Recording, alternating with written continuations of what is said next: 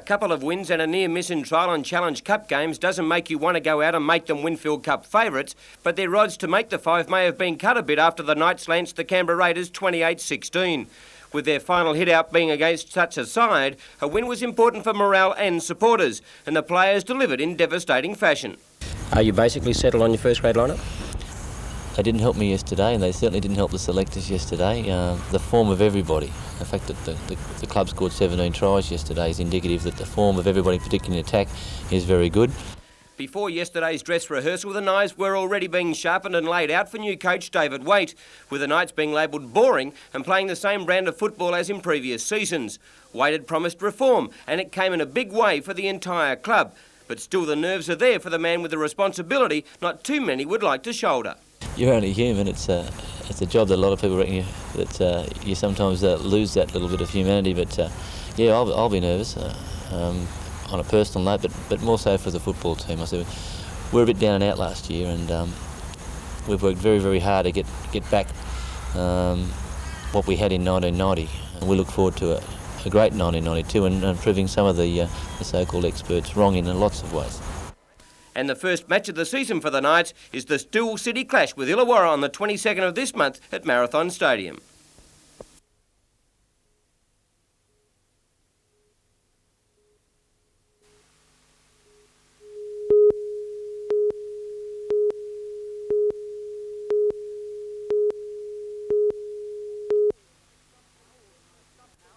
Somehow, organisers have pulled Surffest back from the brink of disaster. They've secured a qualifying round of the Men's World Circuit. There will also be a Grand Prix women's contest. The message is, Surffest is back bigger than ever. Already, at least 40 overseas surfers have said they'll be there. American Mike Parsons is back. He won Newcastle's last world-rated contest. Both he and Aussie Pro-Am champ Mark Sainsbury have been given wildcard status. The sponsorship dollars are also there. The federal government has injected more than $10,000 into the women's event. So, Surffest has survived, and it's back in its original 6-day format.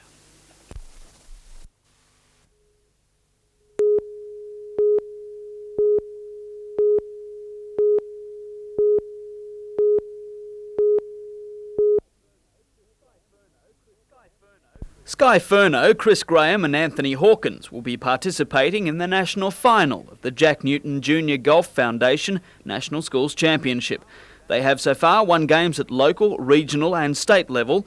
The Tamworth trio is going into the tournament at Robina Woods on the Gold Coast as favourites. I've got a pretty good chance.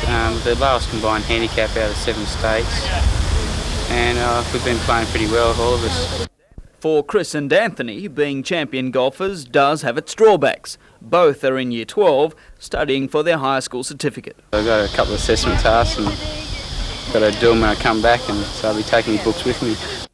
Sky is in Year 11. Whoever wins the event at the end of the week will be jetting off to the famous St Andrews course in Scotland.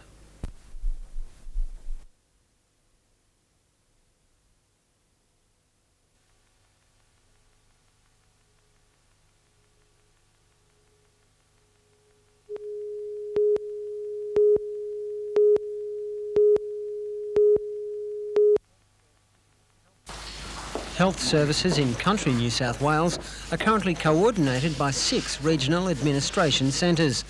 These are based in Lismore, Tamworth, Dubbo, Bathurst, Goulburn and Albury.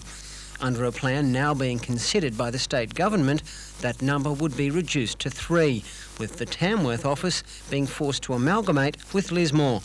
If the move is approved, the 50 people employed there face an uncertain future. Firstly, there's the possibility of the loss of jobs in a city like Tamworth at a time when we can ill afford to have any more bad news and have any more people suffer. The Lismore office already oversees the operation of 20 hospitals. An amalgamation would see another 24 health centres from as far afield as Bulahdelah and Moree fall under its jurisdiction. You know, if they're going to take it to Port Macquarie or Coffs Harbour, so be it. But it's not only a different geographical territory, it's a different economic region. Directors from all 6 regional offices flew to Sydney today to meet with Health Services Minister Ron Phillips. The meeting, which didn't begin until late this afternoon, is still in progress. No decision is expected for at least another month. Bruce Mackenzie, NBN News.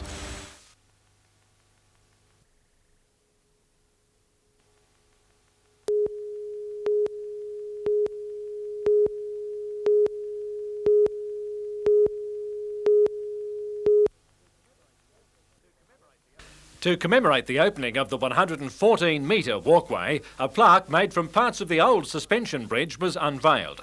Pedestrians on the western side of town have been without a crossing for 12 months after the old bridge was washed away by floodwater. The then local member for Inverell, Wal Murray, inspected the damage and pledged to seek urgent government assistance for repairs. The replacement project was assisted by a federal state grant of $757,000. The cost increased by $15,000, which was met by the council.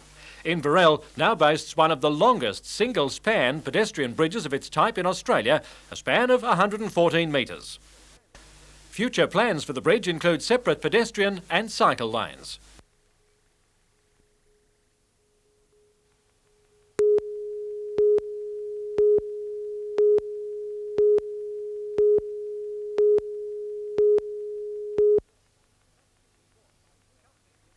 The company was bought by Newcastle heavy engineering firm Canons 10 years ago for the main purpose of making railway bogies. However, the firm has branched out into mining equipment as well, making 100 truck bodies a year and employing more than 200 people. Today, a spokesman said the company is waiting on a tender decision from the SRA, but is not planning any retrenchments. That's a view supported by the local mayor. Lansdowne is a very strong manufacturer, and I'm quite confident that whether they win the contracts or whether they lose them, they will survive and survive very strongly. The Taree area has seen cutbacks recently, where the door manufacturer and exporter putting off 20 and car parts maker Britax announcing 45 jobs will go over a period. Mayor Les Brown says the state and federal governments are partly to blame. The next two levels of government, if they're sincere about solving the unemployment problem in the country areas and helping the local economies in rural New South Wales, have got to look at this problem very quickly and do something pretty constructive about it.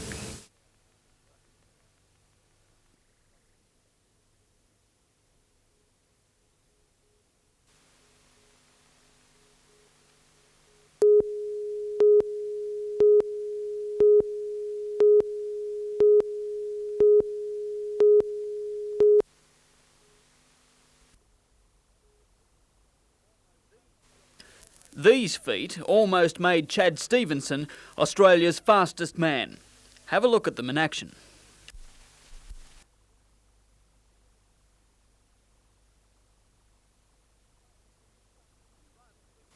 He runs with his sunnies on.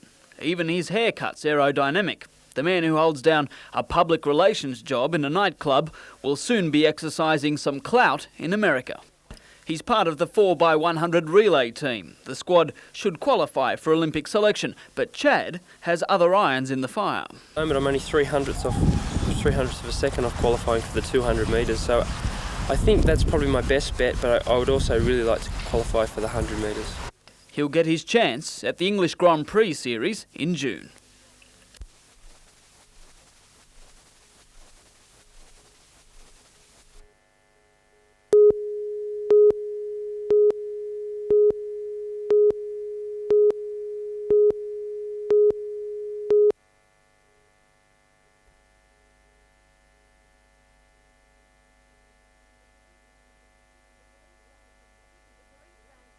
The police band from Sydney had the audience rocking and toe-tapping to some of the old favourites.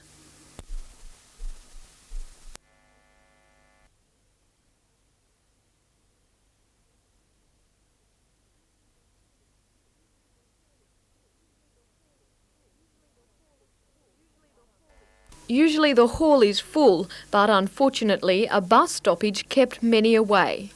On the other side of the world, a world record attempt at making the traditional Spanish dish paella. Firemen stood by as more than 1,000 people helped prepare the saffron rice dish in a pan measuring 20 metres. Called the mother of all paellas, it included 5,000 kilograms of rice and 10,000 kilograms of meat. It fed 100,000 people, breaking the old record which fed just 40,000.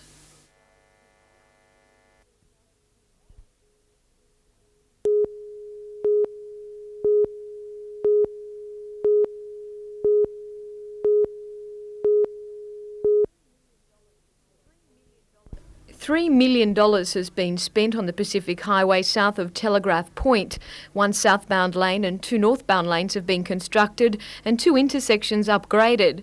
Today, while inspecting the new work, Roads Minister Wal Murray announced that further work north of Kempsey at Ewangai would be carried out immediately after the first stage of the project had been let to Lismore company Hepburn and Thorpe Proprietary Limited. The $3.2 million contract for earthwork and drainage will be funded by both the state and federal governments.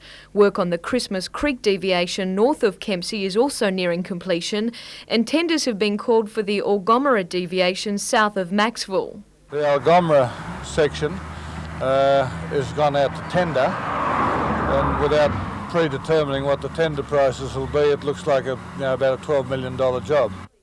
To speed up these improvements, Mr Murray says the government is considering the use of tollways.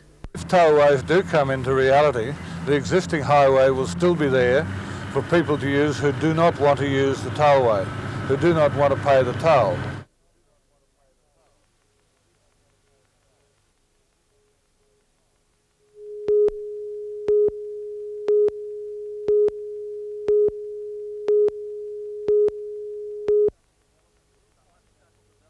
The honeysuckle development will cost about $200 million to set up. Today, a visiting MP working on the federal government's Better Cities project said some of the $800 million for the Better Cities could come to Newcastle. Think in terms next year of a small slice of that several $100 million. It might be $10 or $15 million. But Mr John said that would have to be stage 2 of funding. He says the state government must show the colour of its money first. If they can get step 1 right, we can fix up step 2 and we can do something very useful here at Honeysuckle. A spokesman for the Premier said the comments come as a complete surprise. He said the $15 million figure falls well short of what the state government had expected, leaving a massive shortfall. The spokesman said the Greiner government was totally committed to the project, but he wouldn't give any indication of its financial support.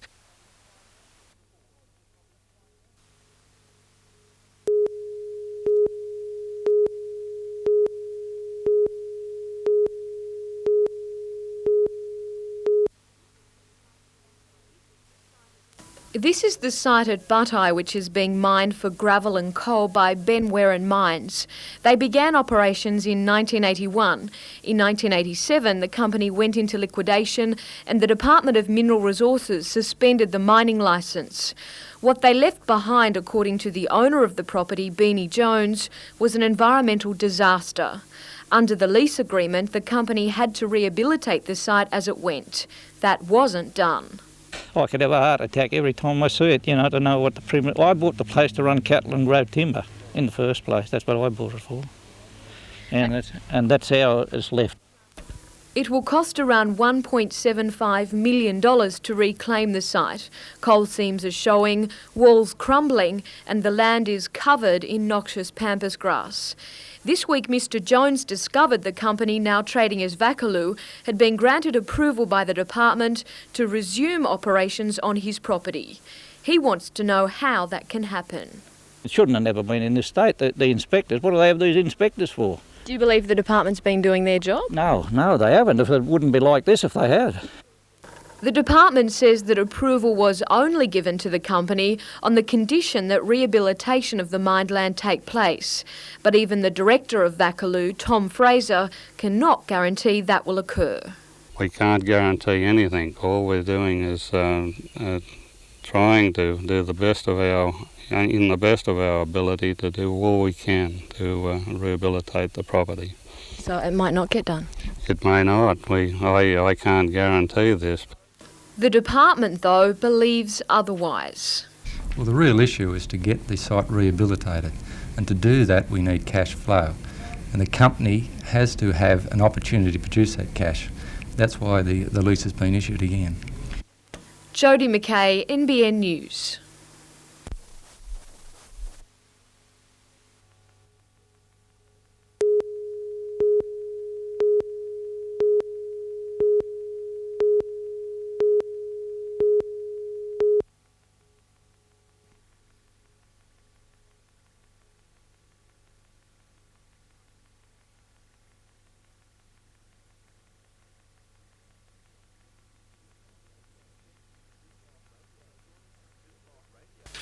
2 Bob Radio, broadcasting on 104.5 FM, is accustomed to uncertainty. Since its first broadcast from 2 modest studios in a corner of Taree Park, it's been battling constantly to seek guarantees about its future. The Crown land lease was due to run out on July 31, but an extensive publicity campaign won council support for an extension of the lease to the end of the century.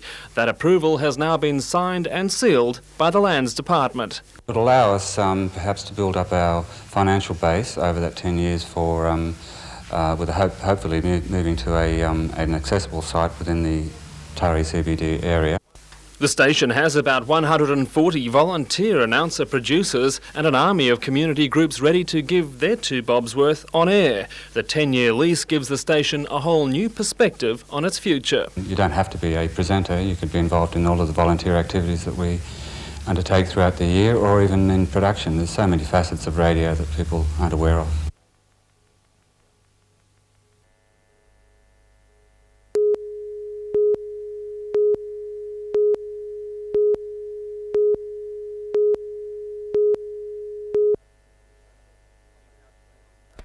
Newcastle's Autumn Carnival has top owners, trainers and jockeys chasing the big bucks up for grabs, and the first day is headed by the Coca-Cola Classic, a traditional lead-up race to the Golden Slipper Stakes at Rose Hill. And this year's field for the 2-year-old event has been well supported. We had only 6 runners last year, and we did try and promote it very hard this year with these qualifiers, and it's been a success with a full field, and I think it'll be a fillies year, first time since 1982. And that filly may well be Burst, a brilliant winner of the Gosford Carlton Slipper a fortnight ago.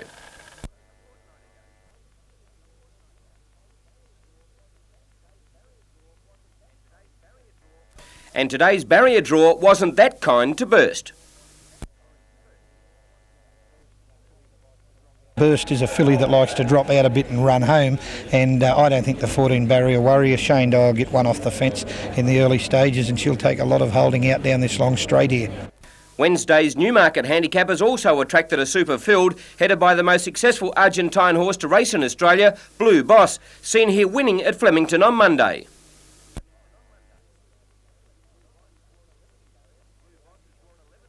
Blue Boss has drawn 11 barrier, and the Argentine's major threat Arc Regal is just inside in 9 in the 16-horse field. For John Curtis, today's weather will be ideal for the Carnival.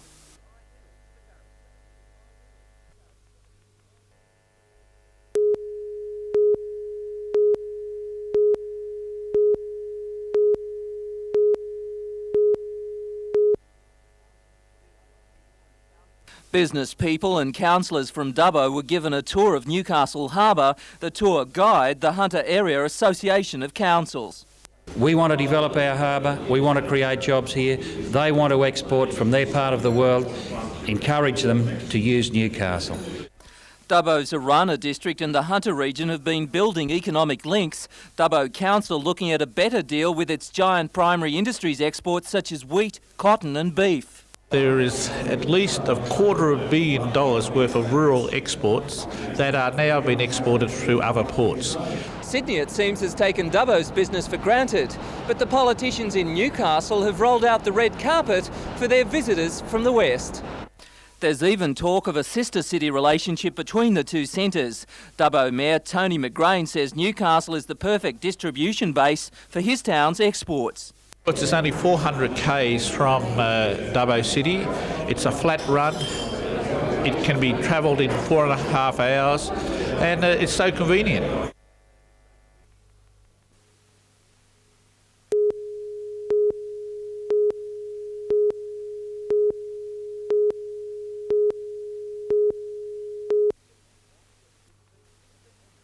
It's been 16 long weeks. Since November, teams in the Lismore Association have been sweating it out. The season culminated last night with 2 one-sided A-grade grand finals. In the women's, the Aussie Hotel side in yellow, just too strong for the Rouse women. The final score, 4-1. Equally disappointing, the men's A-grade final. Defending premiers Summerland Antiques in maroon sparkled against the Rouse Rats, running in 6 tries to 1. Only one more fixture, a presentation night next Saturday at Lismore RSL.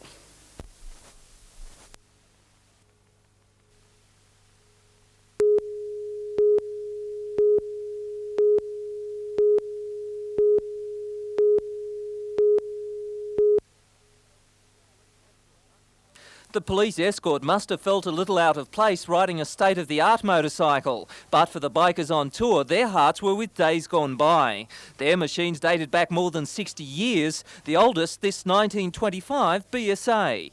Somehow or other, motorcycling is something that you just never get rid of. It becomes a part of you. $500,000 worth of bikes are on the road, touring from Wingham through to Foster, in a ride not just along the highway, but also through time. Peter Ryan, NBN News.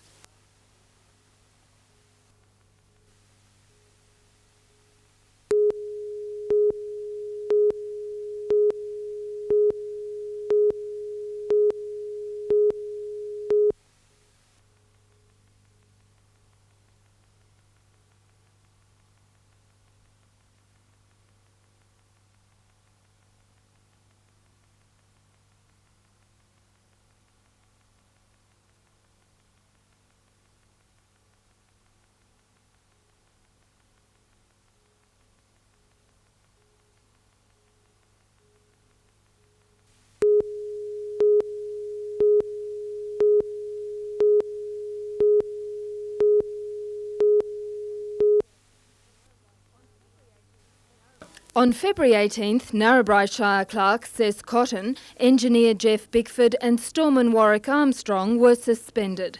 It's alleged the trio had approached local businesses for goods to raffle for the council's social club. It was a suspension that split council 6-5. Several councillors called for a report into the matter. It was delivered today, but a request for it to be delivered at an open meeting was denied and the public was excluded from the chambers. Shire President Bevan O'Regan says the private meeting was necessary to protect confidentiality.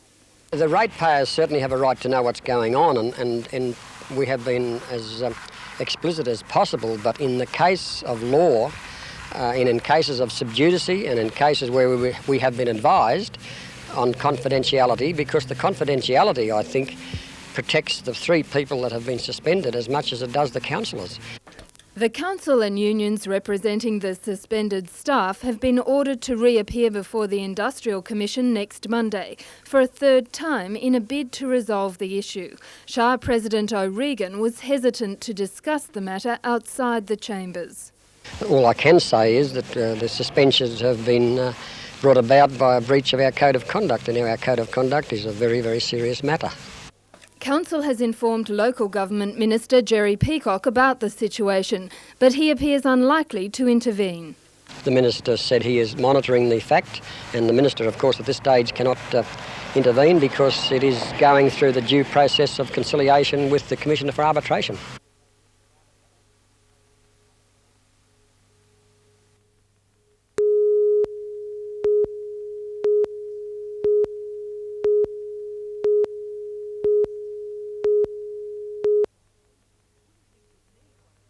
You wouldn't think you'd need one of these in Japan. There aren't very many kangaroos on the road around Tokyo, but four-wheel driving is all the rage in the land of the rising sun, and this Australian company is about to cash in. Last July I visited Japan and visited about 10 different companies over there in the hope to find one that most suited us, and we found one, and I went and contacted them again in February, late February, and they give me an order. It took Hydromatic Engineering 18 months to break into the market. There's been little returns so far, and employees have worked around the clock since Wednesday to finish this first export order. But Mark Wood believes it's worth the hard slog. It means that we'll keep employing more people. It means a lot more business for us, and I think in the future it will mean probably 70% of our turnover. To date, we've probably spent about $60,000 to $70,000 over the last 18 months just to get this first order. But what we're looking at is the long-term business, which will carry on for the next 5 or 10 years or whatever. And according to the experts, Hydromatic's ride to success on the bull bar need not be a one-off. It's not difficult. The only thing is it takes a lot of work, a lot of upfront work, and a long time before you get some sort of return. And the company's got to be prepared to put in that investment of time and effort.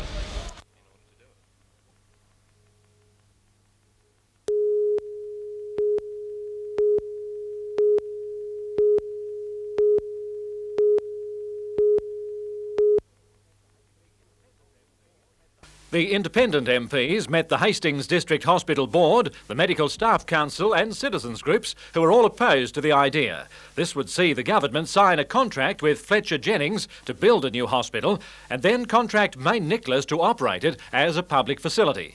The outdated Hastings District Hospital would then be demolished. The independents will be raising the issue in Parliament tomorrow. It's our responsibility to become involved. We have to be informed because our vote is vital. This is a decision by executive government without reference to Parliament. We are bringing it onto the floor of Parliament and we are trying to convince enough members of Parliament to support us. A recent survey found 80% of the local community opposed to the privatisation plan, and the Labor Party has pledged its support. But still, planning is going ahead and a contract could be signed between the government and Mayne Nicholas next month. When you have an organisation which will be responsible for the hospital system and the community health system, the latter which of course is to keep people out of hospital, and the debate is pushed as it has been here without proper exposure, it really is a cause for concern.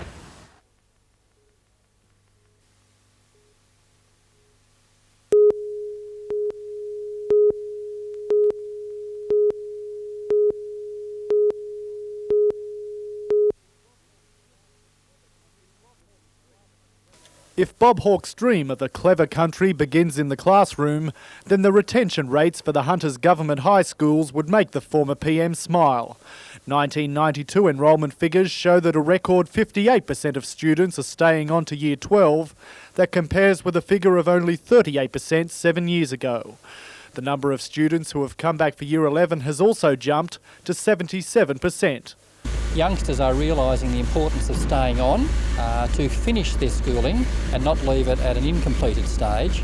They also reflect changing economic times, and I think that's seen internationally as well as nationally. But for many of the thousands of Hunter students who have returned to Year 11, there was little option but to hit the books again. How many of you would not have come back to do senior years if you could have got a job? Couldn't get a job. No chances. It's a bit of a recession. Not enough money around. Finished Year 10 and then went for a job, and then after a couple of months they had to put me off because I couldn't afford it, and so I came back to school. Claire Shanahan from the Teachers Federation says there should be more non-academic courses for those students who go on not for the pleasure of study but to avoid the pain of unemployment. On the whole, these kids are doing totally inappropriate courses simply because of lack of money, lack of time and really lack of warning that in fact this was going to happen. Scott Bevan, NBN News.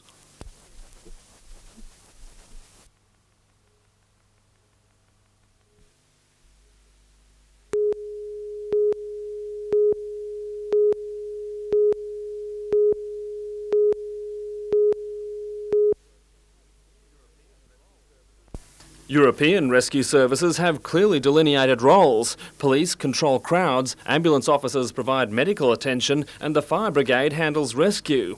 Their Australian counterparts were among the guests at an emergency disaster and rescue seminar in Newcastle today. The guest speakers were all too aware of the rivalry and jealousies that have emerged around the police, ambulance and fire rescue teams as they jostle for dominance under the state government's rationalisation of rescue services.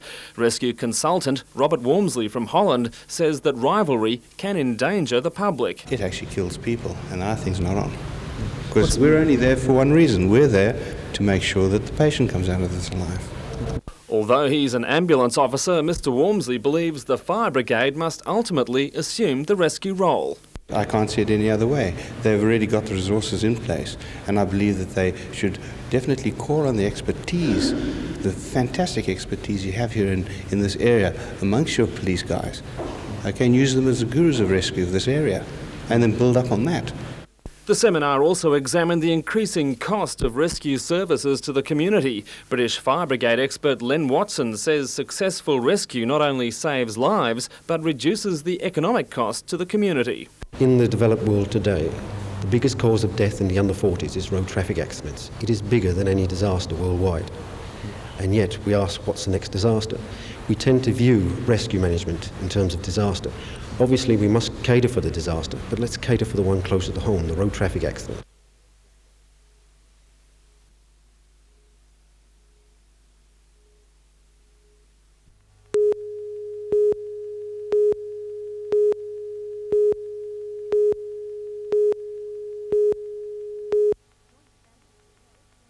The Joint Standing Committee on Employment, Education and Training met representatives of families with isolated children.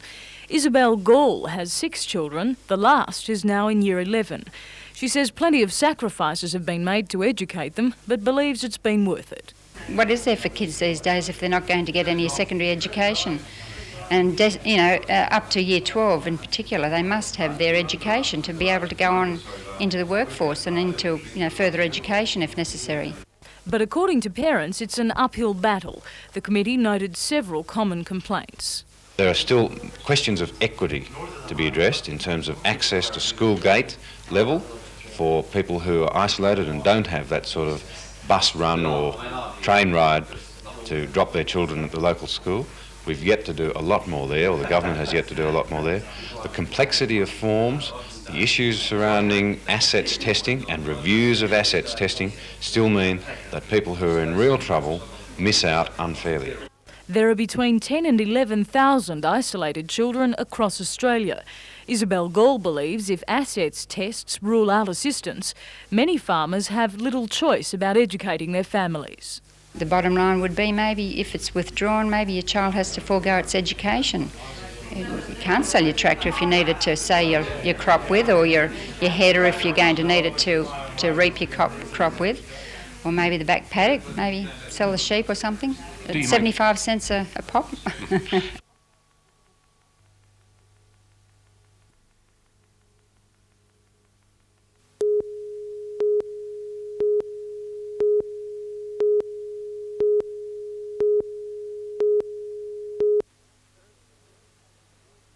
Earning a living can be deadly. Figures from WorkCover for 1990 showed 19 farmers were killed, 14 construction people died on the job, another 14 in road transport. In Maitland today, WorkCover kept local employers up to date with the constantly changing regulations governing the workplace. We go out and give information and help people try and get the information right and make it practicable at the workplace. One of the most recent changes to legislation was the confined spaces regulation. Workers such as water board or council employees who work in manholes need to have special cradles to get in and out of the job. They must carry gas monitors and oxygen supplies. WorkCover says employers and employees must keep up with the latest information on safety issues. It's an area they can't afford to overlook. Peter Ryan, NBN News.